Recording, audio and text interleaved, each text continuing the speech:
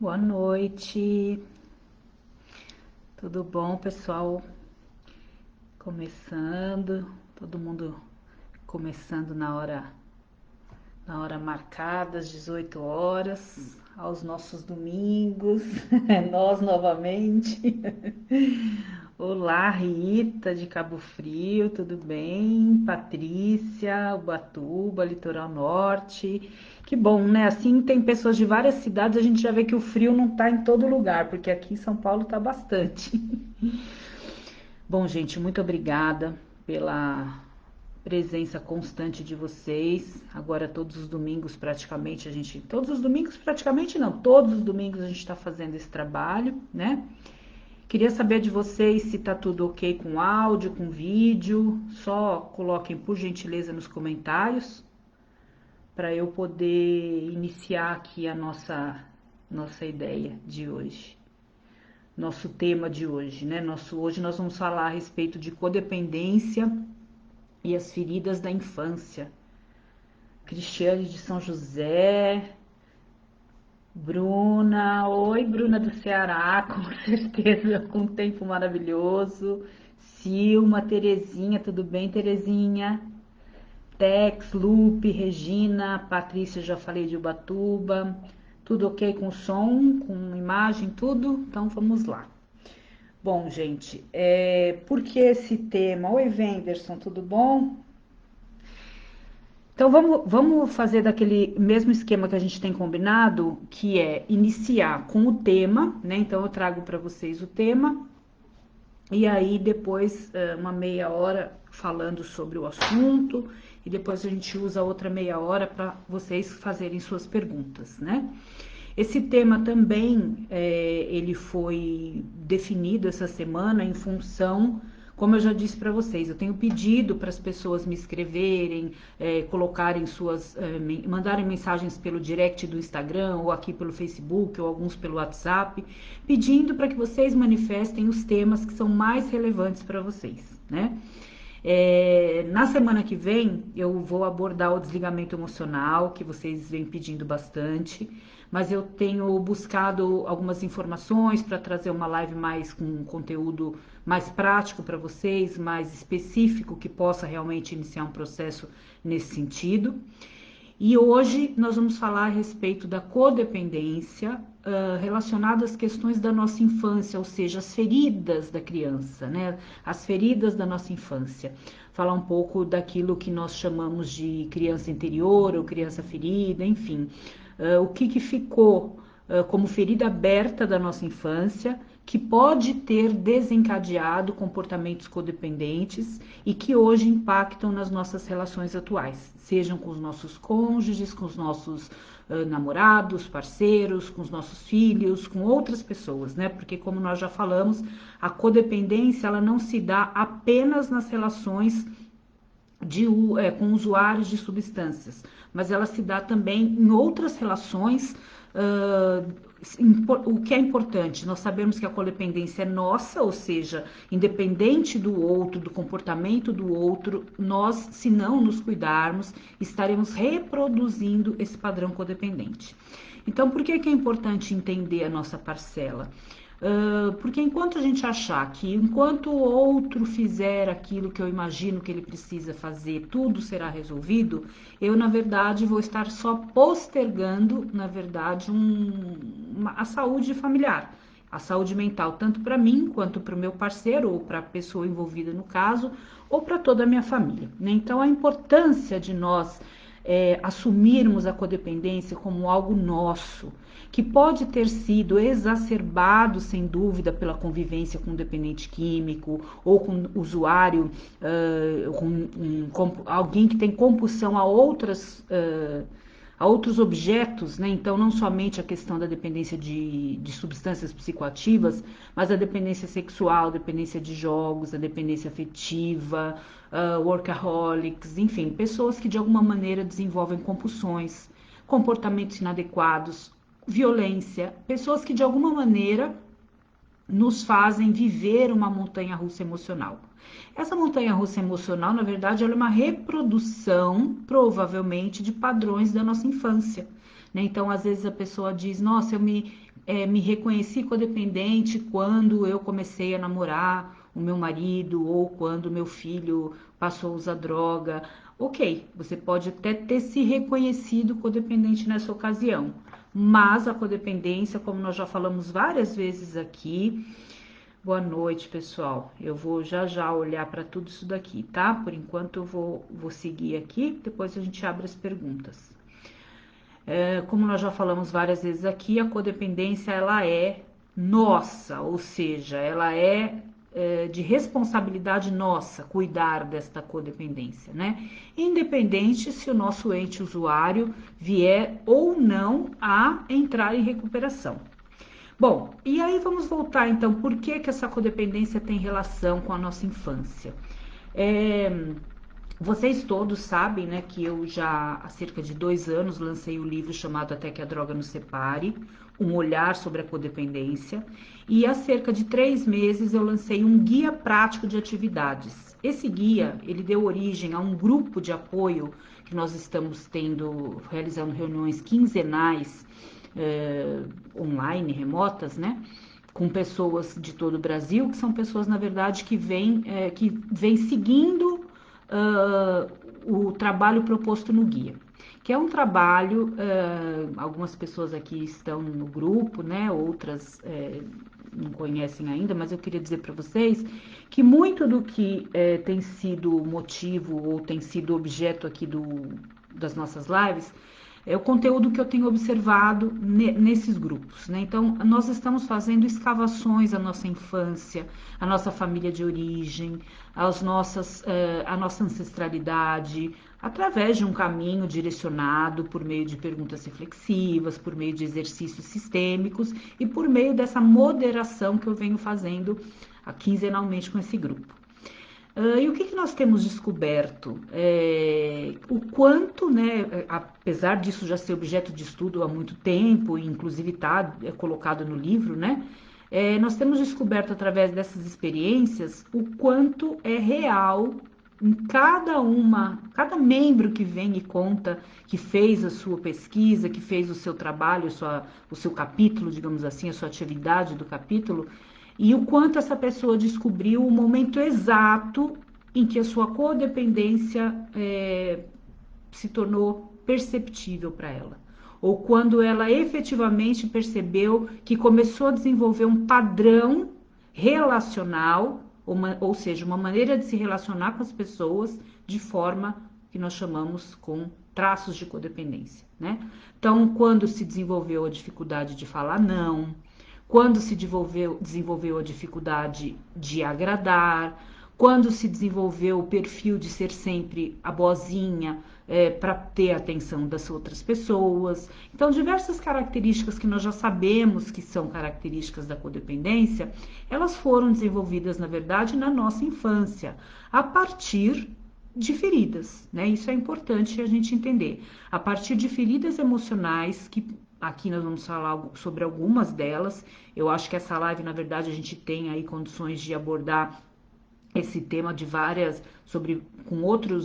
com mais conteúdo, em mais dias, porque são várias feridas emocionais, né? Mas a gente pode falar das principais hoje, que eu acho que é as que mais vêm aparecendo nesse nosso trabalho, não só no grupo, mas nas pesquisas, nos grupos de apoio, nos trabalhos de codependência de uma forma geral, no consultório, etc., que são as feridas relacionadas à rejeição e ao abandono, né? Então, em várias pesquisas que nós fazemos em relação à nossa história, a gente percebe algum momento da nossa vida em que, por algum motivo, que nem sempre é importante notar, né, que a gente vem percebendo nesse trabalho, que as pessoas não estão culpando seus pais por terem reagido ou agido de determinada forma e por isso elas se machucaram emocionalmente naquele período e desenvolveram traços codependentes. Não, elas estão percebendo que os seus pais também tiveram as suas dificuldades anteriores, por isso também tiveram seus erros como pais e de alguma maneira feriram essas pessoas sem querer, por erros que nós chamamos erros de amor, que são aqueles erros que nós cometemos por amar, muitas vezes por amar demais ou por não saber exatamente quais os limites. E aí, nessa ocasião, essas pessoas desenvolveram ou passam a desenvolver uma necessidade de pertencimento a esse núcleo familiar, a esse sistema familiar ou esse subnúcleo onde elas se sentiram de alguma maneira rejeitadas. Então, isso pode ser real, pode realmente ter havido uma rejeição verdadeira por diversos motivos, né? Nós conhecemos histórias de mães que ficam grávidas e não queriam o bebê, ou mães que quando a criança nasce, elas não queriam a criança e que aquilo acaba se manifestando de uma forma até verbal. Então, nesse caso especificamente, nós estamos falando sobre algo que realmente aconteceu, que foi real. Mas na maioria dos casos, essa percepção da rejeição na criança, ela não é real. A criança tem expectativas de como ela gostaria de ser amada, digamos assim, e nem sempre as expectativas correspondem à forma como os pais amam essas crianças, né? E isso perdura pela vida toda. Então, hoje, as pessoas que têm as suas feridas da infância não curadas ou não ressignificadas ou que não entraram em contato com essas pessoas hoje continuam querendo um amor ou continuam querendo ser amadas de uma forma que não é exatamente a forma que elas são amadas, né? E não não conseguem muitas vezes reconhecer o amor em outras formas, né? Então, pessoas amam de formas diferentes, pessoas mostram o seu amor de formas diferentes, pessoas podem ter afetividade, mas não conseguir transmitir afetividade. Então, isso é muito importante quando a gente faz esse retorno à nossa infância. Então, a gente percebe, às vezes, que os nossos pais, que por muitas vezes a gente pensa assim, meu pai não me amou da maneira que eu gostaria, ou a minha mãe não era afetuosa comigo, e aí a gente vai entender nessa escavação, nesse trabalho que a gente vem fazendo, que a nossa mãe ou o nosso pai não eram assim conosco, porque também não foram assim com eles. Eles não tiveram padrões de afetividade desenvolvidos na vida deles, e portanto não conseguiram transmitir esses padrões para nós também, né? Por um tempo, durante a infância e principalmente durante a adolescência, nós passamos a culpar esses nossos pais, cuidadores ou as pessoas que de alguma maneira não corresponderam às nossas expectativas de amor, como se realmente eles fossem os responsáveis pelas nossas mazelas e por muitas vezes isso pode gerar revolta, né? Então passamos às vezes a adolescência com sentimentos de revolta, que acabam se tornando uma forma de autoagressão, de automutilação no sentido emocional, né? Então nós não sabemos muitas vezes porque nós estamos fazendo escolhas tão erradas para nossas vidas e muitas vezes estamos só reproduzindo essa necessidade de mostrar que nós temos raiva por algo que não foi feito da forma como nós achávamos que deveria ser feito. Dá para entender? Então a questão olhar para essas feridas, né? Então eu sofri a ferida da rejeição porque os meus pais se separaram e quando meu pai se casou novamente eu não me sentia pertencente àquele sistema familiar. E aí, naquele momento, eu passo a desenvolver uma ferida de rejeição e acho que eu não sou amada. Acho que meu pai ama mais a mulher dele do que a minha, ama mais a família nova dele do que a mim. E eu começo a desenvolver, então, comportamentos para chamar a atenção daquele subsistema novo que se formou, de forma que eles olhem para mim, seja porque eu sou boazinha, porque eu sou quietinha, ou porque eu não sou, né? Enfim, eu posso desenvolver uma série de comportamentos, que inclusive pode ser o uso de substâncias, para chamar atenção, de forma que a rejeição possa ser diminuída, ou que eu sinta que a rejeição foi diminuída a partir do momento que eles olham para mim. E vejam, né, quando a gente fala em dependência e codependência, como nesse aspecto nós podemos encontrar algo muito similar quando a gente fala em feridas emocionais. Não somos só nós codependentes que temos feridas emocionais, os dependentes químicos também têm as feridas emocionais deles, né? Então, quando eu falei a questão, por exemplo, da rejeição, Muitas vezes, nós, codependentes, escolhemos o caminho de ser boazinhas, de sermos boazinhas, de sermos quietinhas, de agradarmos, de não falarmos não. Vestimos a máscara da codependência para agradarmos, para sermos aceitas e pertencentes a esse subgrupo. Já os dependentes químicos, eles não vestiram essa máscara, mas eles usaram outro subterfúgio, que foi o uso de substâncias. A maneira deles lidarem com essa ferida é outra, né? Então, por isso que quando a gente fala a importância do tratamento da dependência química, vai muito além do fato de especificamente ele parar de usar droga, né? Parar de usar droga é uma parte do tratamento. É algo importantíssimo para ele poder efetivamente começar a entrar em contato com as emoções dele. Porque enquanto ele está anestesiado sob efeito das drogas, ele está evitando entrar em contato com essas emoções, que podem inclusive ser uma dessas que eu estou citando aqui, como por exemplo a ferida da rejeição, né? Então, para eles usam a droga como uma maneira de anestesiar essa dor da rejeição, e nós, codependentes, usamos outras formas, né? Como nós já falamos aqui e sabemos exatamente quais são os nossos subterfúgios para que nós possamos aí fugir do sentimento, não olhar para esse sentimento, não vivenciar esse sentimento. E nós, codependentes, somos, na verdade, muito eficazes em esconder os nossos sentimentos, em guardar esses sentimentos, e com isso eles vão ganhando uma cronicidade tóxica que vai nos fazendo cada vez pior, nos sentimos piores, nós vamos ficando mais e mais adoecidos e não entendemos por quê. E muitas vezes acabamos usando essa toxicidade que nós mesmos criamos por guardar esses sentimentos e jogamos essa toxicidade no outro, que pode ser o nosso usuário, o nosso cônjuge, o nosso filho, o nosso relacionamento, que também tem as suas dificuldades, né? Vamos falar, por exemplo, sobre outra ferida emocional, a ferida do abandono, né? Então, muitas vezes, o abandono também é real. Pessoas que foram abandonadas efetivamente pelos seus pais de forma real, ou por terem sido efetivamente abandonadas no sentido real, o pai ou a mãe, o pai sumiu, a mãe ficou cuidando, ou os dois sumiram, a criança foi doada, ou a criança é adotada, ou existem outras formas de abandono, né, que nós muitas vezes sentimos também, que são os abandonos emocionais. Muitas vezes nós temos o nosso pai e a nossa mãe presentes, porém nós nos sentimos abandonados emocionalmente porque eles não correspondem efetivamente àquilo que nós gostaríamos que eles correspondessem.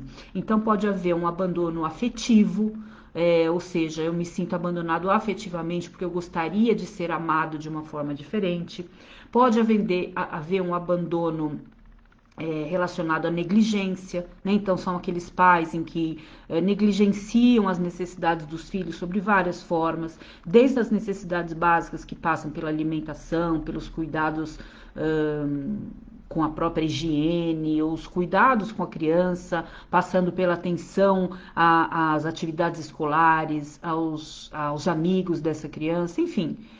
A pergunta é, né, para que a gente possa ter uma reflexão melhor. O objetivo das lives é sempre que a gente possa ter uma autorreflexão, buscando o autoconhecimento nesse conceito da codependência e entendendo quais são os nossos padrões, qual é a nossa parcela, qual é a nossa responsabilidade em fazer diferente daqui para frente, né? Mais do que ficar buscando exatamente culpados porque não existem, nós precisamos apenas constatar os fatos e entendermos que, já que nós constatamos esses fatos, nós podemos escolher fazer diferente daqui para frente. Como? Então eu constatei que eu fui abandonada, ou rejeitada, ou humilhada, ou negligenciada, ou traída, e aí de hoje para amanhã minha ferida sarou e tá tudo bem. Eu escolho não me sentir mais assim? Não. Agora que eu conheço, né, as feridas que existem na minha infância, que eu reconheço que existem padrões que nasceram lá na minha adolescência, ou na minha pré-adolescência, ou na minha infância, que eu reconheço o exato momento e as possíveis causas que me levaram a sentir daquela forma, eu agora vou buscar maneiras, né, sejam através de grupos terapêuticos, através de terapia, através de orientações relacionadas a esse contexto, procurar realmente fazer um trabalho de, além de conhecer minhas origens, como nós já falamos em outras ocasiões, conhecer os padrões relacionais da minha família, conhecer como era o casamento dos meus pais ou não o casamento dos meus pais, como era a relação entre eles. Mais do que isso, mais do que constatar, que é o primeiro fato, ou seja, o conhecimento da minha história pessoal e familiar, agora então eu vou precisar acolher essa história, né? E o que significa acolher essa história? É como se simbolicamente eu estivesse falando em acolher essa criança interior ferida. Ou seja, acolher, voltar de alguma maneira nesse exato momento em que eu reconheço que houve essa dificuldade na minha infância, que a partir desse momento, então, eu desenvolvi o que nós chamamos de máscara, né? Que são as máscaras da codependência. Eu desenvolvi um padrão de me relacionar com as pessoas não funcional, porque isso não é bom para mim e não é bom para as minhas relações. E a partir de agora, eu escolho olhar para isso, acolher isso, aceitar isso, entender e daqui para frente ter uma nova relação com essa história. E por que a gente fala em acolher, né? E olhar, acolher, aceitar? Porque é muito comum nós termos um certo distanciamento emocional, por vezes raiva, por vezes não vontade de acolher essa criança ferida ou esse momento difícil da nossa vida. É como se nós não quiséssemos voltar a essa dor. Isso assim é fácil de entender, né? Porque quando a gente se machuca, a gente não quer ficar revivendo a dor e dizem para nós que não é bom ficar colocando o dedo na ferida, que é para deixar ela cicatrizar, né? E por outro lado, essa criança interior ferida, ela representa para nós muitas coisas ruins da nossa personalidade. Os aspectos sombrios, as dificuldades, tudo aquilo que a gente não quer olhar, tudo aquilo que a gente evitou olhar durante tanto tempo. Porém, se eu efetivamente não fizer esse caminho de volta à minha infância, de volta a esse momento de reconhecimento da existência dessa criança interior ferida, dessas feridas emocionais que fizeram parte da minha vida, eu realmente vou ter muitas dificuldades para seguir no contexto da autonomia emocional, porque eu vou estar sempre com uma ferida lá que não, ela pode ter cicatrizado com o tempo, mas ela não foi curada, né? Cicatrizada no sentido de que eu passei por cima dela como se ela não existisse. Então ela cicatrizou com o tempo, digamos assim. Porém, quando eu tenho os meus acessos de raiva, que são muitas vezes exacerbados demais para determinadas situações. Quando eu tenho controle exagerado em relação a alguém, também exacerbado demais para aquela situação. Quando eu tenho medo da perda, quando eu aceito relações abusivas, relações codependentes, pelo medo da perda, essa perda não está relacionada só efetivamente a esse relacionamento, a esse momento. Essa perda está relacionada certamente às minhas dificuldades da infância. Eu tenho medo de reviver padrões da minha infância.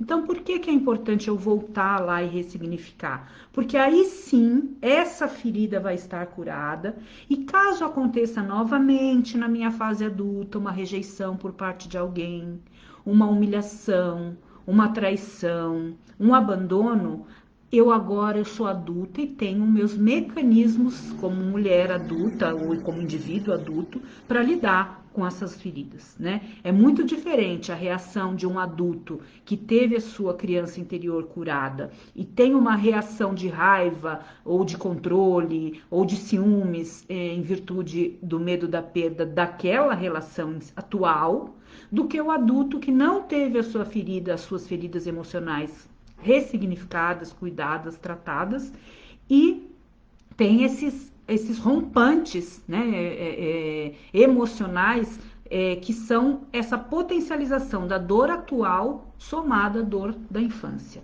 Então vejam se faz sentido para vocês quando vocês retomam o pensamento sobre questões de codependência que vocês já viveram, né? Então, a maneira como vocês reagem, né? Porque o codependente, nós sabemos, tem essa questão da reatividade, né? Nós temos dificuldade em parar para pensar e então agir. Nós temos a impulsividade também presente, assim como os dependentes, né? Só que nessa nossa impulsividade, ela está ligada às nossas emoções. Então, normalmente, a gente reage com impulsividade, sem dar o tempo para que efetivamente a nossa emoção se acalme e a gente possa ter uma resposta mais eficaz, efetiva, saudável, funcional a uma determinada situação.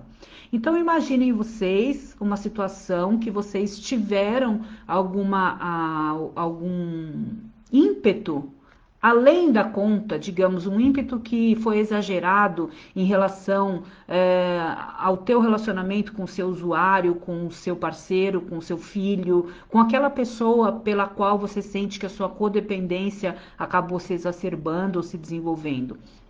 E você lembra de situações que você exagerou, não somente na reação, mas muitas vezes no sentimento. O medo da perda exacerbado, o aceitar coisas demais fora dos limites, né? Às vezes as pessoas falam para você, mas como que você pode aceitar tudo isso por essa pessoa? E aí você pensa, será que é exatamente por essa pessoa ou exatamente ou isso tem a ver com as minhas feridas infantis, né? Então, se isso fizer sentido para vocês, a reflexão que eu trago para nossa live de hoje é: quais são as minhas feridas da infância, né? Como que eu posso entrar em contato com a minha família de origem, com a minha história, com a história dos meus pais, com a história dos meus cuidadores, ou dos meus irmãos, ou das pessoas que fizeram parte do meu ambiente familiar.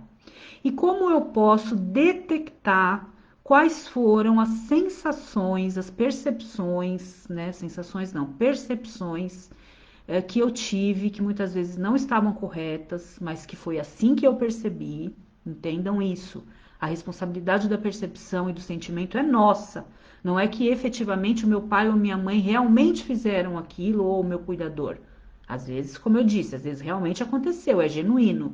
Mas às vezes, mesmo que não tenha sido daquela maneira, a maneira que eu percebi, que eu absorvi, foi assim. Então eu me senti menos amada, sendo que na verdade eu fui amada. Eu me senti menos desejada, sendo que na verdade eu fui desejada.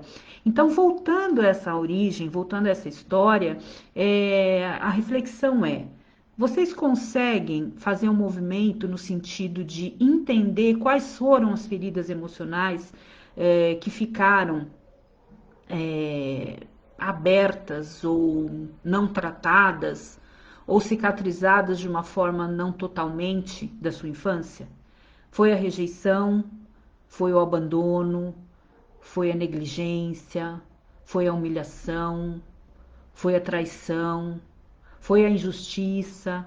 Quais foram essas feridas, né? Esses machucados que fizeram em você na sua infância, sem querer, né? Mais uma vez lembrando que nós não estamos aqui para julgar o comportamento dos nossos pais, antepassados, vivos ou não, mas para olhar para isso e entender o porquê que hoje nossas dores são tão potencializadas. E que se nós queremos tirar a potência dessas dores atuais, que muitas vezes nós não entendemos o porquê que elas têm tanto poder sobre nós, porque tantas vezes nós falamos, por que que eu me sinto extremamente raivosa quando acontece tal situação, é exagerado? Ou por que que eu me sinto tão responsável pela dor do outro, tão culpada por algo que não é meu? E quando vocês fizerem essa conexão entre essa história da infância e entenderem que parte dessa potência do sentimento atual é infantil, e não é totalmente adulto, ou seja, não é da sua essência adulta, mas é da ferida que você vem carregando desde a infância.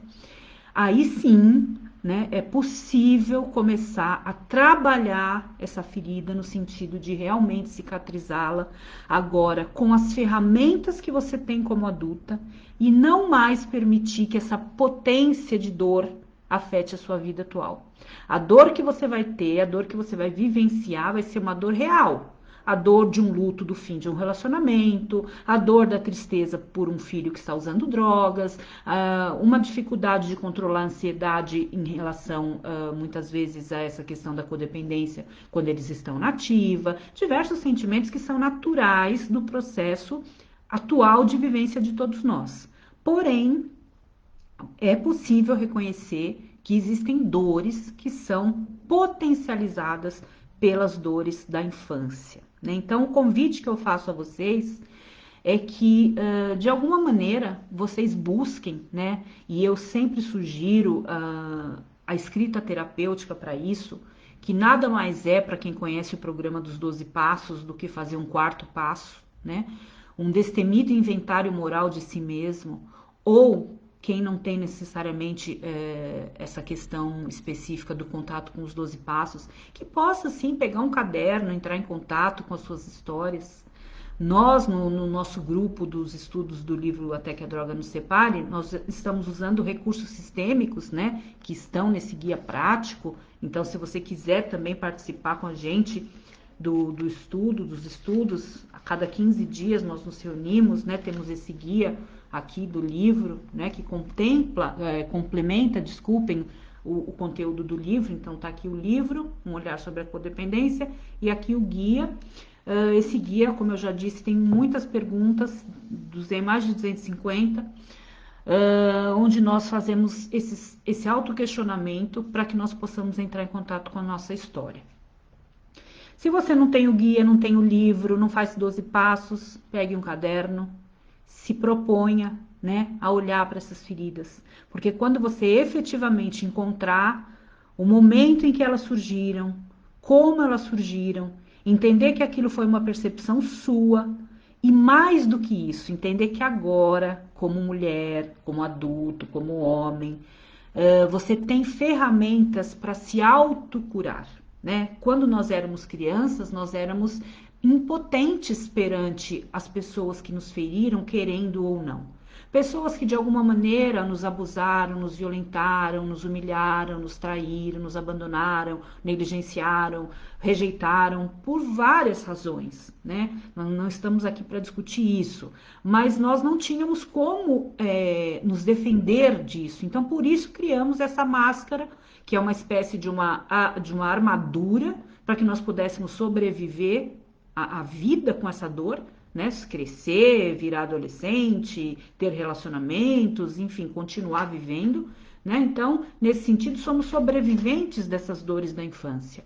Mas hoje nós temos as nossas forças de adulto, nós somos pessoas adultas, podemos então nós mesmos, com a ajuda de profissionais, dependendo do caso, ou com a ajuda de uma orientação, de uma leitura, ou com os 12 passos, ou com a escrita terapêutica, e sem dúvida, com a ajuda da espiritualidade, antes de mais nada, né, independente da crença que cada um tenha, eu sempre coloco aqui a importância que eu vejo em trabalhar todas essas nossas questões com o apoio da espiritualidade, né? Nós, antes de entrarmos em contato com essas questões, nós precisamos estar certos de que temos um poder superior que vai nos conduzir por essa jornada de autoconhecimento. Então, isso é muito claro para mim, é um fato evidente.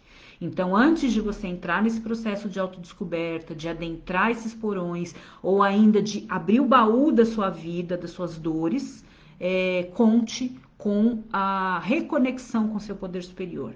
Inclusive, esse é mais ou menos a sequência do nosso guia, né? No nosso primeiro capítulo, nós falamos de espiritualidade, de como cada um concebe o seu poder superior, no sentido de saber que está amparado por uma força maior para começar esse padrão essa escavação aos padrões.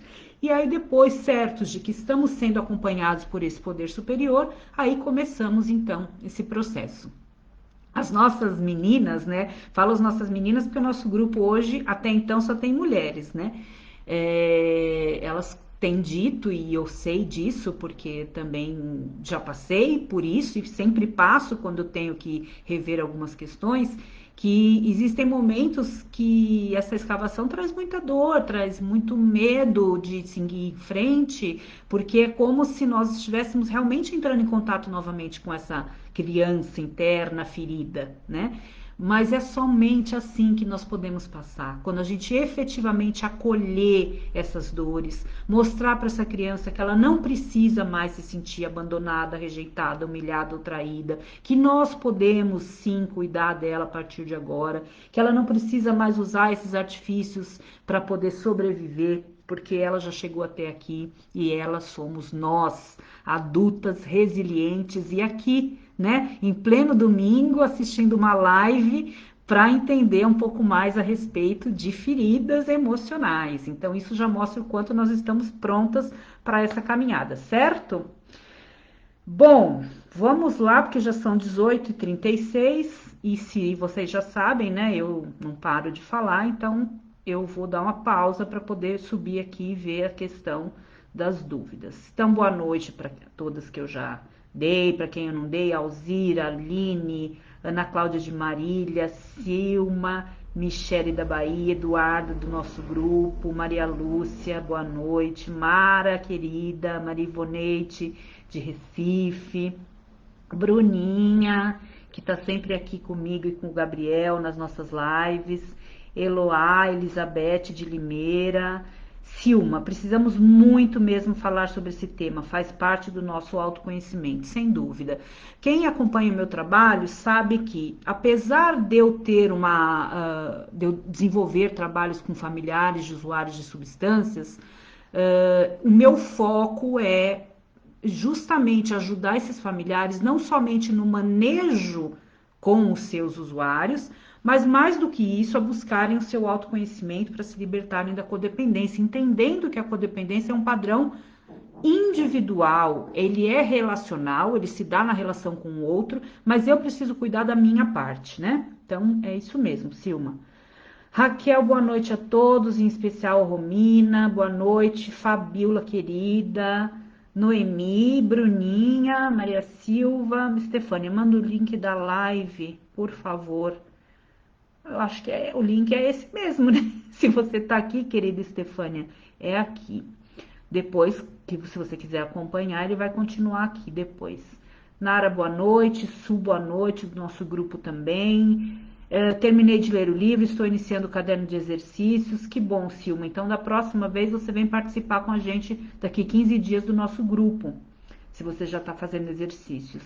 Adriane Miranda, boa noite, Romina, Lenita, Andréia, Cleide, Eni, Vera Lúcia, cheguei atrasada, mas cheguei a tempo, Luzia. Qual o nome dos livros que ela falou no começo?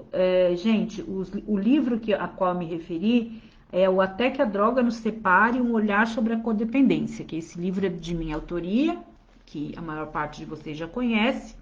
E agora nós temos o guia, né? Tá vendo aqui que ele é um espiralzinho, ó, ele é um guia prático mesmo de atividades, que esse kitzinho é o nosso material de estudo no nosso grupo de autoconhecimento, Até que a Droga Nos Separe. Isso, aí a Marlúcia colocou aqui as ajudantes, né? Título do livro, Até que a Droga Nos Separe, Silma, ok, Maria Ivonede, não, todas já tinham falado.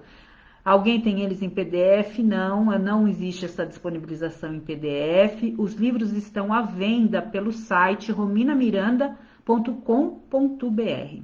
Eduarda Gemes, a idealização do amor, exatamente, né? Então, nós, desde pequenos, desde a primeira infância até hoje, nós idealizamos o amor de uma forma que nem sempre é correspondida, né? Nossos pais têm as suas formas de amar ou expressar amor, que nem sempre é aquela que eu gostaria, e os nossos relacionamentos também, né? Quantos de nós não queremos que o nosso namorado, nosso cônjuge, nosso parceiro seja alguém extremamente romântico, e ele não é romântico, mas por outro lado ele tem outras atitudes que demonstram o amor que ele tem por nós de outras formas. Nós estamos preparadas para reconhecer o amor nas suas mais diversas formas? Alegria estar com você, Ronaldo, meu amigo. Que bom que você está aqui. obrigada. Bruninha, ficará salva a live? Minha net não colabora. Ficará, sim. Sempre fica, tá, gente? Aqui na página. É isso. Mara Lopes, a bidependência pode vir de uma carência afetiva muito grande? Gente, a bidependência, ela é a codependência aliada à dependência. Vamos imaginar que grande parte dos dependentes químicos, eles são também codependentes, porque muitas vezes vieram de lares disfuncionais, onde já havia o uso de substâncias. Quando a gente faz, como eu já falei para vocês, às vezes o genograma dos usuários de substâncias, nós encontramos muitas histórias de repetição de padrões de uso. Então, às vezes, um filho que passa a usar drogas, ele já tinha um modelo de usuário na família, e ele já era codependente desse modelo, dessa pessoa, já tinha desenvolvido características codependentes, e aí passa a usar a droga também. E aí ele tem a bidependência. Sem dúvida nenhuma, Mara, tudo isso tem a ver com essa questão que a gente está falando das feridas, do vazio, da necessidade, né, da fuga de entrar em contato com as nossas dores. Então vamos imaginar que no caso da bidependência, a pessoa utiliza a substância e também utiliza os recursos das máscaras da codependência, né? Então, às vezes nós conhecemos pessoas que são codependentes, dependentes químicas, outras que são dependentes químicas e também jogadoras compulsivas, outras que estão efetivamente naquele momento vivendo extremamente a sua codependência, mas aí de repente passam a desenvolver também uma dependência química, às vezes pelo uso de medicamentos, por exemplo, não necessariamente pelo uso de substâncias. Então é importante nós entendermos que nós codependentes e os nossos familiares dependentes, ou vice-versa, todos nós temos algo em comum, que é a compulsão, né? A raiz do nosso comportamento é a compulsividade, esse padrão de repetição por algo que não nos permite entrar em contato com essas dores. De alguma maneira a gente vai buscar fugir dessas dores, né? Esse reconhecimento dói muito, mas a essência para seguirmos de forma mais assertiva conosco e com os outros com tanta autocobrança. Exatamente, Bruninha. Esse reconhecimento dói, né? Dói porque por muitas vezes a gente fica parada num processo de ficar culpabilizando os nossos pais, ou de ficar querendo até muitas vezes culpabilizar nós mesmos. Puxa, mas por que que eu deixei isso acontecer? Por que que eu assumi esse papel? Por que que eu não fui mais forte e deixei aquela característica começar a fazer parte do meu comportamento? Por que que eu não percebi? Então são tantas cobranças, né, que a gente se faz, que por isso que às vezes fica essa questão a gente fica parada, né? A gente já falou, culpa paralisa, né? Até nos princípios de amor exigente, quando a gente fala princípio da culpa, que a gente fica tanto tempo focado nele, o mês da culpa, né? A gente fala enquanto a culpa paralisa. E quando a gente tem essas descobertas, a gente fica um tempo querendo fazer esse processo de caça às bruxas. Ah, quem foi o culpado? Meu pai, minha mãe, eu, o meu irmão? Por que que foi assim? Por que que não foi? Gente, já foi, já foi. Nós abrimos o baú, constatamos, reconhecemos, aceitamos com dor, reconhecemos a dor, vamos ficar um tempinho convivendo com essa dor, mas sem caças bruxas, sem querer culpar ninguém, muito menos a nós, né? André, esse livro é bom para o dependente químico também? Olha, André, esse livro, ele fala especificamente sobre a codependência, né? Que é o transtorno que afeta os familiares de dependentes químicos.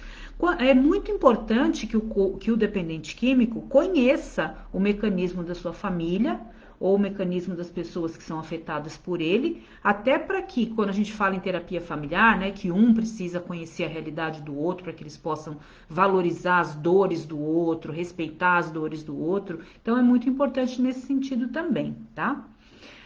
Fala mais da convivência com os adictos e sobre codependência. Cristina do Vale. Eu não sei exatamente o que você gostaria que fosse falado mais da convivência com os adictos e sobre codependência, mas nós estamos, né, aqui hoje mais focados em entender que tanto eles quanto nós temos essas feridas que foram originadas na nossa infância, na nossa adolescência, que foram reforçadas por outros padrões durante a nossa fase adulta, que estão aí alimentando, retroalimentando a continuidade de tudo isso, né? E o quanto a gente precisa se observar no sentido de poder reconhecer e aí sim ter outras formas de lidar. Ah, parabéns, obrigada. Palmas, parabéns, boa noite, Romina. No meu caso, na constelação, descobri que tinha uma ferida emocional que me levava diretamente ao álcool. A falta do meu pai falecido pelo amor à minha mãe. Porém, a ficha demorou a cair. Me encontro sóbrio e hoje consigo perceber certos padrões e seguir em frente. Fiz esse inventário sobre mim mesmo. Hoje faço uma reflexão diária sobre o meu dia e tem dado muito certo, sem dúvida, Wenderson. Bom, constelação familiar nos leva muitas vezes a descobrir determinado padrão, determinada emaranhamento que nós falamos, né, em constelação familiar, que em terapia sistêmica nós chamamos de pontos nodais, que são aqueles nós que se formaram na nossa vida, vindos da nossa ancestralidade, da nossa família de origem. Quando a gente descobre isso no trabalho de constelação, nós esperamos que esse próprio trabalho tenha reverberações em toda a família de uma forma positiva. Você aliando isso ao seu inventário moral, que provavelmente você realizou por meio dos 12 passos, e dando continuidade a esse inventário moral diariamente, ou seja, que é um dos passos, né, se eu não me engano, o 11º, que nos sugere a sempre continuar tendo esse contato com o nosso dia, ou seja, todos os dias eu faço um inventário moral sobre as minhas emoções positivas, negativas, comportamentos positivos e negativos, me reconcilio com as dificuldades dessas ações, desses comportamentos e sigo em frente, né? Como se tivesse um dia que eu fosse lá e limpasse a casa toda, quando eu estou fazendo meu inventário. Um dia não, porque o inventário não demora um dia. Mas vamos dizer que eu me proponho a fazer meu inventário moral, ou meu quarto passo, ou a minha escrita terapêutica durante um tempo. Então, aquele tempo, aquele mês, vamos dizer, eu estou fazendo uma faxina geral na casa, nos porões, limpando mesmo. Dali para frente eu vou ter que fazer a manutenção, né? Não é só porque eu limpei um dia que não vão vir outras sujeiras, e eu preciso estar disposto a limpar essas sujeiras todos os dias, porque senão começam de novo os padrões, as dores, os sentimentos guardados que se cronificam e geram as nossas doenças emocionais, né? É isso mesmo, Wenderson, tem dado certo, né, esse caminho. Silma, eu trouxe da minha infância muitas feridas emocionais, eu tive muitos problemas com meu pai alcoólatra, nunca me senti amada por ele. Era muito claro como ele tinha preferência por minha irmã mais velha. Eu consegui entender após muitos anos, depois dele ter falecido. Mas aí eu já estava casada com um dependente químico e dando continuidade à mesma história. Antes filha de um dependente, depois esposa, como acontece na maioria dos casos. Silma, exatamente, essa é a questão, como acontece na maioria dos casos, né? Algumas de nós temos a oportunidade de descobrir isso ainda antes de nós nos envolvermos com os usuários, pouquíssimas de nós, creio eu. A maior parte descobre isso num grupo de apoio ou numa terapia, depois já de ter se envolvido com os usuários. E muitas de nós não descobrem isso nunca, né? Então, qual que é a ideia? Que nós possamos ser gratas por termos a oportunidade de estarmos em contato hoje com o conhecimento que nos leva a entender que todas essas questões foram as que originaram algumas outras e que a gente pode mudar e que a gente pode fazer diferente, né? Quantas pessoas nós não conhecemos que passam pela vida sem entrar em contato com seus reais sentimentos, às vezes por medo, às vezes por não saber por onde, às vezes por não acreditar que isso é possível, né? Então, vocês todas que estão aqui, vocês todos que vêm me acompanhando, vêm escrevendo, vêm acompanhando as lives, vêm lendo a literatura, vêm participando dos meus trabalhos, entre outros, eu só tenho a agradecer ao Poder Superior por poder fazer parte de um grupo de pessoas que de alguma maneira quer conhecer a verdade, né?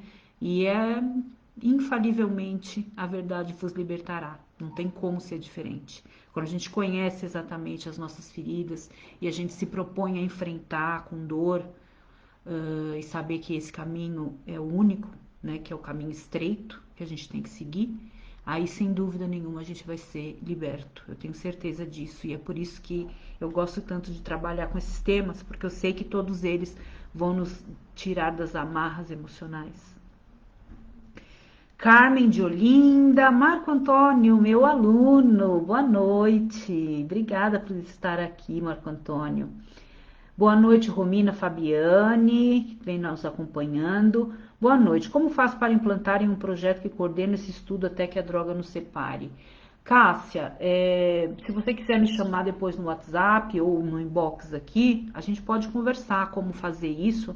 E eu ficaria muito feliz em saber que esse nosso estudo piloto vai começar a se reverberar em outras praças, né? Eu acho que seria algo aí bastante, que me deixaria extremamente honrada. Então me chama para a gente conversar sobre isso, tá bom, Cássia? Em princípio isso está acontecendo especificamente aqui que eu falo remotamente, né? Nós temos no grupo pessoas do país todo, pessoas de diversas regiões, digo, que tem a literatura, e nós podemos ver como fazer reproduções desse trabalho. Edna, boa noite a todos. Lenita, oi Romina, através dessa live descobri de onde vêm minhas feridas emocionais e minha carência. Ai, que bom, pronto, já vou desligar. Quando a gente aquilo lá, né? Isso eu aprendi com o Padre Haroldo, não tem jeito, né? Que quando uma vírgula das nossas palavras tiver trazido alguma descoberta para alguém, pronto, acabou, né? O objetivo do nosso trabalho foi alcançado. Então agradeço muito, Lenita. Que bom que você conseguiu através dessa live descobrir da onde veio, né, a tua ferida, a tua carência, porque eu sei que agora, Lenita, a partir disso você vai ter força para poder entrar em contato com os meios que vão te levar a trilhar um caminho de cura dessas feridas, para que então você possa se libertar, né? Fico muito feliz com esse tipo de constatação. Oi, Romina, tive pais muito ignorantes que me batiam muito, sem dúvida, né? Infelizmente, agressão física e falta de afetividade com excesso de autoritarismo é um dos grandes vilões, né, na nossa vida, no sentido de nos proporcionar um futuro, uma fase adulta mais difícil, né? Então, esse reconhecimento, né? É importante, como eu já disse, né, que você consiga não culpá-los, porque provavelmente se eles te trataram assim é porque eles também foram tratados dessa forma, eles ofereceram a você o que eles tinham, né? Então, que você consiga perdoá-los, que se caso você tenha alguma dificuldade, que você consiga perdoá-los antes de mais nada, aceitá-los, entendê-los, para que de hoje em diante você entenda que essas feridas existem, mas você pode curá-las, porque você é uma mulher adulta, uma mulher que está aqui em busca da sua libertação emocional. Léo Oshiro, boa noite, meu amigo. Quanto tempo? Quero voltar na tua igreja, hein? Falar um pouco mais sobre esse tema. Marco Antônio, boa noite, querida professora. Boa noite, é um privilégio ter vocês, meus alunos, em férias, assistindo minha live. Tipo, estão com saudades de mim, né? Ah, que bom. Como agir com uma pessoa que vive nos acusando de ser codependente, mas sendo que essa mesma acaba sendo mais codependente, manipuladora? Shirley, que comece por nós, né? Infelizmente, é aquilo que nós estávamos falando. Tem pessoas que têm oportunidade de se reconhecerem em determinado momento da vida. Tem outras que têm em outros e outras que não têm nunca, né? Então, o mais importante é que você agradeça por ter tido essa oportunidade de entrar em contato em algum momento com algo que lhe fizesse entender o que é a codependência, que lhe fizesse entender que você pode agir, mudar. E com a mudança do seu comportamento, talvez essa pessoa, a qual você está citando, codependente, manipuladora mais ainda, possa perceber também, através da sua mudança, através da sua fala, né? Porém, lembrando que cada um tem o seu momento de prontidão. Às vezes você está pronta para perceber isso, você já percebeu, e essa pessoa ainda não. É difícil conviver? Sem dúvida. Convivência entre as pessoas de uma forma geral não é fácil. Imaginem entre o dependente e o codependente, ou entre duas pessoas codependentes, né? Agora, quando um de nós já tem a consciência e se propõe a começar a fazer diferente, sem dúvida nenhuma a gente vai afetar quem convive conosco. Então a proposta é essa, né? É como conviver, tentando modificar a sua parte, tentando fazer a sua parte, que de alguma maneira isso vai reverberar na pessoa que está ao seu lado. Oi, cheguei, Gabriel veio me prestigiar essa noite. Acabei de falar de você, viu, Gabriel? Que tem aqui pessoas que estão nas nossas lives juntos, que estão aqui hoje também. Meu parceiro, Gabriel Mori, obrigada por ter vindo aqui me prestigiar. Fabiane, Romina, no caso da bidependência, quando o dependente químico não aceita tratamento psiquiátrico, psicológico e espiritual, se aplica a frase, ele é que precisa dar o primeiro passo para fazer um tratamento? Ou a frase, o de que é que tem que se tratar?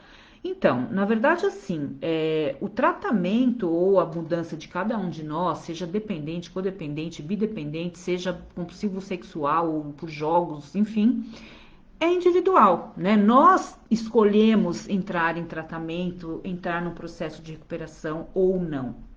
O que nós preconizamos, né, na questão da saúde, quando a gente fala na questão da dependência química, é que quando essa pessoa estiver colocando o seu familiar em risco ou a si mesmo, que se faça a tentativa de uma intervenção chamada internação involuntária, que é uma maneira de auxiliá-lo a entrar num processo de abstinência e que em abstinência ele possa ter a oportunidade de optar pelo tratamento, porque muitas vezes a pessoa não consegue entrar em tratamento justamente por estar no uso compulsivo de drogas. Então, o que é uma internação involuntária? Um tratamento? Não, é uma intervenção. Eu vou tentar propiciar ao meu familiar a possibilidade dele entrar em contato com o seu eu sem as drogas e ver se com isso ele opta por entrar em tratamento. Pode acontecer ou não, porque na verdade, para todos os casos, a vontade e o querer é sempre o outro, é sempre da pessoa, do indivíduo, né, Fabiane? Exatamente, é um trabalho diário. Bruna, fui casada com um adicto, foi dependente químico. Pais tinham um transtorno de personalidade, o que piorava. Hoje não sou mais esposa dele, porém meu atual esposo tem um irmão dependente e uma mãe com transtorno de personalidade. Porém, sem um real diagnóstico, apenas a irmã tem o diagnóstico. Isso é ruim, pois afeta diretamente nosso relacionamento, pois ele é muito codependente da família, não só da mãe. Sofro com isso. Hoje já sei mais sobre o tema e já busco controle. Não sei o que fazer. A família sempre fala que eu quero afastá-lo de lá, dominar ele, blá blá blá. Isso é bem chato. O que posso fazer? Então, na verdade é assim, né? O que você está colocando aqui, Bruna, é que existe uma disfuncionalidade na família dele, e que com isso, claro que afeta a sua conjugalidade, né? Porque ele vem de uma família de origem disfuncional e com isso ele traz uma disfunção para a família atual, né? Sem dúvida, se você é um agente transformador, ou seja, um membro motivado, alguém que está querendo trazer saúde para esse sistema disfuncional, é natural que a família de origem dele vá dizer que você quer afastar, que você quer manipular, que você quer destruir a família, porque a família em si disfuncional, ela tem um modo de operar que se autoprotege no sentido de querer manter a disfuncionalidade. Por mais que isso pareça incoerente, isso é real, né? Eles sabem viver daquela forma. Então, se vem alguém de fora querendo que eles vivam de outra forma, querendo propor uma saúde emocional, sem dúvida isso eles vão te dar essa devolutiva. O que devo fazer? Continuar o seu processo de estar bem com você, para poder expressar de forma assertiva para o seu companheiro o quanto essas questões afetam a conjugalidade de vocês, o quanto ele precisa trabalhar o distanciamento emocional da família de origem para poder constituir uma conjugalidade saudável. Não significa que ele vai abandonar a mãe, abandonar a irmã, não é nada disso, mas significa que ele precisa dar conta de separar as emoções da família de origem da família que ele formou com você, da conjugalidade. Mas isso realmente só através, você precisa estar muito equilibrada no sentido de transmitir para ele essas informações de uma forma coerente, assertiva, carinhosa, empática, para que ele também possa fazer a parte dele, que não deve ser nada fácil, né? Léo, muito obrigada, muito bom ouvi-la, Romina Miranda. Obrigada, Léo. Carmen, só agradecer mesmo a oportunidade de estar aqui, por cada palavra. Romina, que Deus te abençoe. Romina, muita gratidão por ter te conhecido e ser privilegiada por estar te acompanhando nessas lives. Muito aprendizado que tem me ajudado mesmo. Deus abençoe sempre sua vida. Amém, Lenita. Muito obrigada. Abençoe a sua, de nós todos que estamos aqui, todos os domingos, né? Parabéns, que glória ser a palavra. Meu Deus, minha tia que eu amo, que é minha mãe espiritual, minha mãe afetiva, que está bem longe, lá em Portugal, mas que veio assistir a minha live, né? E aí ela diz: parabéns, que glória ser a palavra. E na verdade é muito importante para mim, eu não sei nem se ela está ainda aqui ouvindo ou não, mas a questão é que existem pessoas, né, de alguma maneira, que fazem parte da nossa vida, que podem ser da nossa família nuclear ou da nossa família extensa, ou nem ser especificamente da nossa família consanguínea, que vão nos ajudar nos nossos processos curativos em relação a essas feridas, né? Então, a minha tia, por exemplo, na minha vida é um exemplo de alguém que sempre esteve ali para soprar as minhas feridas emocionais, né? Então, se tinham feridas ocasionadas por outras pessoas, ela estava sempre de mãos dadas comigo, tentando fazer com que não se tornassem feridas, né? Então, nós somos privilegiados, às vezes, em ter pessoas assim, que nos acompanham na vida. Eu tenho essa minha tia querida, tia Renata, que eu amo muito, e talvez ela nem saiba, né, dessa importância que ela teve na minha vida, que ela tem, e do quanto, para mim, ela é um modelo e uma pessoa que influenciou positivamente a minha vida de forma a procurar entender melhor a minha conjugalidade, a minha parentalidade, enfim. Muito obrigada por estar aqui. Silma, obrigada por refletir a minha partilha. Refletir a minha partilha. Estarei no próximo encontro do sábado sobre o livro. Vem sim, Silma. Daqui 15 dias o próximo, tá? Dilene, boa noite, aprendendo muito sempre com você. Dilene de Recife, eu amo vocês todos, viu, do Nordeste, eu amo o Nordeste, tô morrendo de saudade do Nordeste. Meu Deus, eu até sonho que eu tô aí nessas praias maravilhosas. Não vejo a hora de podermos marcar mais uma palestra rica, Léo, é verdade. Não vejo a hora de acabar tudo isso. Amo as lives, mas chega uma hora que a gente quer estar com as pessoas, né? E isso já tá muito, muito, muito presente em todos nós. Boa noite, Romine, a todos. Terminei de fazer um curso agora há pouco, chegando atrasada. Leda, obrigada por estar aqui mais uma vez. Maria Cristina, boa noite, querida Romina. Boa noite a todos. Nara, Romina, eu estou amando as lives, estou me conhecendo mais e com isso podendo me ajudar no controle dos meus comportamentos. Que bom, Nara, é isso mesmo, é isso que a gente quer, né? Cada domingo um pouquinho, falar um pouquinho sobre nós. Eu quero que vocês saibam que vocês também me ajudam bastante, né? No sentido de que isso aqui é uma troca de energia, é uma troca de informações, é uma troca de amor, é uma forma de dar o que eu recebi. Então, eu tenho certeza que é assim que funciona a vida, né? A gente poder levar aquilo que nos trouxeram um dia. Então, fico muito feliz de saber que vocês também encontram ajuda nesse sentido. Romina, gratidão pela reunião de ontem e pela live de hoje. Vejo você como uma parte da espiritualidade, iluminando a vida com tantos ensinamentos, acolhimento e bálsamo. Que Deus te abençoe sempre. Muito obrigada, querida Fabiane, muito obrigada mesmo. É muito bom ouvir que a gente faz parte da vida das pessoas de uma maneira positiva, tendo tanta emanação espiritual positiva da parte de vocês para com a minha pessoa. Isso é muito protetor e isso me motiva muito a continuar fazendo esse trabalho, sempre, né? Romina, Patrícia Liberal, obrigada por nos ajudar tanto. Bruna, nossa, obrigada pela resposta, eu estou no caminho certo, o trabalho ainda vai ser árduo, mas tenho fé que vai dar certo. Claro que vai. Você precisa vir ao Pará. Ah, eu quero ir, gente, eu vou onde me chamam, amo viajar. Sua tia Renata é o arquétipo do curador na sua vida, Romina. É isso mesmo, Leda.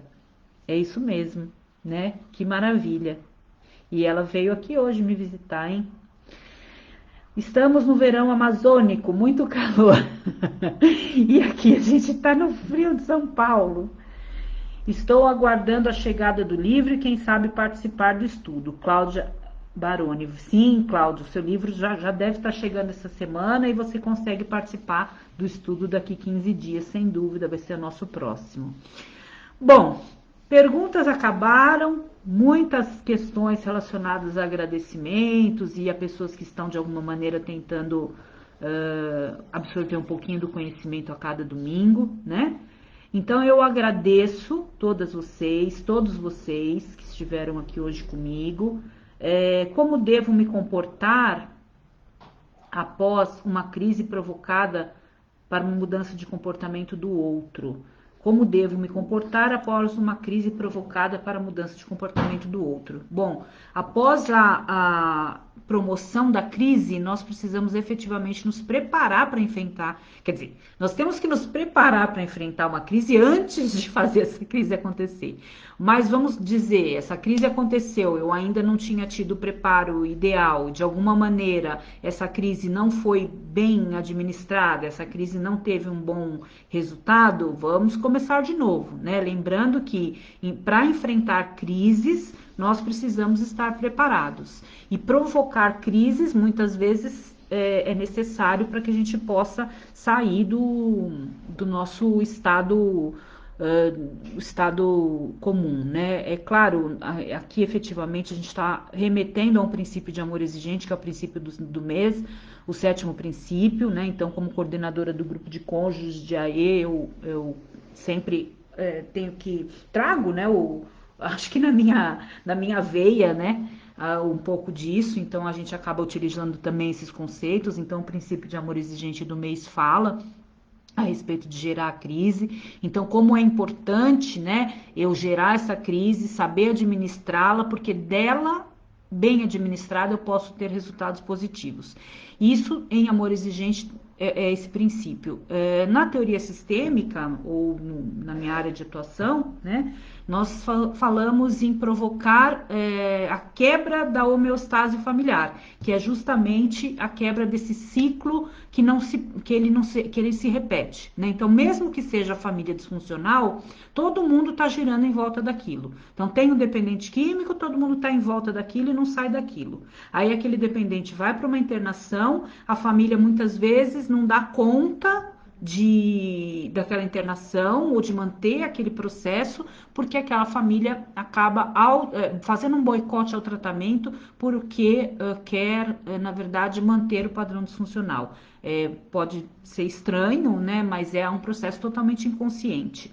Então, de uma forma ou de outra, gente, a crise ela vem para nós tentarmos quebrar ciclos, né? E quando a gente fala em família, em padrões familiares, a gente sempre está falando em quebrar ciclos, desculpem. Tem que comprar um livro para participar do estudo? Sim, Josimara, o livro e o kit e o guia que eu mostrei, eles são a nossa base, né? Nós vamos estudar sobre eles. Então, esse grupo de estudos ele é baseado nessas perguntas, nesses exercícios que estão aqui nesse kitzinho que eu já mostrei, tá bom? Então, o livro e o guia. Aí você vai fazendo as atividades no seu tempo e a cada 15 dias a gente se reúne para falar das vivências, né? Então, nós trazemos as nossas vivências em relação a esse material, certo? Obrigada, Romina, você nos ajuda tanto, gratidão. Elizabeth Moreto, Eduarda James, querida, quero participar. Josemara, você só compra o material pelo meu site, rominamiranda.com.br, e a cada 15 dias você participa com a gente do grupo. A gente tem um grupo no WhatsApp, onde eu posto Deixa eu colocar aqui, gente, tem essa possibilidade, né? Eu não esqueço, só fico falando. Eu vou escrever aqui para vocês o meu site, rominamiranda.com.br, tá? Esse é o meu site. E aí lá vocês vão ter, além de vários textos meus, de vários vídeos, vocês vão encontrar uma abinha chamada livros. E aí lá vocês vão encontrar o link para comprar o livro, para comprar o guia, tá certo? E aí quem fizer isso é só entrar aqui, me chama no WhatsApp, eu adiciono vocês no nosso grupo online, o nosso grupo do WhatsApp, e depois vocês participam do grupo de estudos. Fabiola querida, eu que te agradeço, viu? Você tá aqui todos os domingos aqui, né? Gente, vamos finalizar então, 19h10, não tem mais nenhuma pergunta. Também vou comprar, quero participar do grupo, só entrar em contato aqui pelo WhatsApp que vocês encontram aqui na página, ou, enfim, pelo próprio inbox aqui da página, pelo próprio site, tem o meu e-mail. E aí vocês vêm participar com a gente do grupo, que eu tenho certeza que vai ajudar muito nessa questão do encontro das feridas emocionais. Eu espero que vocês tenham gostado desse tema. Eu acho um tema de extrema relevância, porque se nós não entrarmos em contato com essa realidade, a gente vai ficar só patinando, sem entender e sem saber o que a gente está fazendo e sem saber por que as nossas dores são tão intensas, né? Sendo que, na verdade, elas são somente potencializadas por essas feridas. Então, estou à disposição de vocês. Quem quiser mandar dúvidas também eu tô, mandem pelo WhatsApp, pelo Face. Agradeço muito por hoje. Semana que vem vamos falar então sobre desligamento emocional, domingo que vem, tá bom? Que é um tema que vocês vêm pedindo bastante. E quem quiser fazer outra sugestão, estou aberta a sugestões. Muito obrigada. Um bom final de semana para vocês, um bom final de semana, uma boa semana. Tema muito importante, já encontrei várias questões na minha vida agora. Oh, que maravilha! Isso tudo numa hora de live é muita coisa boa, né? Como sempre, uma aula maravilhosa. Meu aluno Marco Antônio, muito obrigada. Excelente live, gratidão, gratidão. Eu que agradeço, gente. Muito obrigada por hoje, mais uma vez. Obrigada, gente. Vocês que são maravilhosos por estarem sempre aqui me incentivando a continuar, né? Só continuo porque vocês vêm, senão não venho também. Tchau, tchau, gente. Boa noite. Obrigada por tudo. Obrigada, Leda. Até mais. Quem não viu a live inteira, ela fica aqui gravada, tá bom? Beijão pra vocês. Tchau. Obrigada.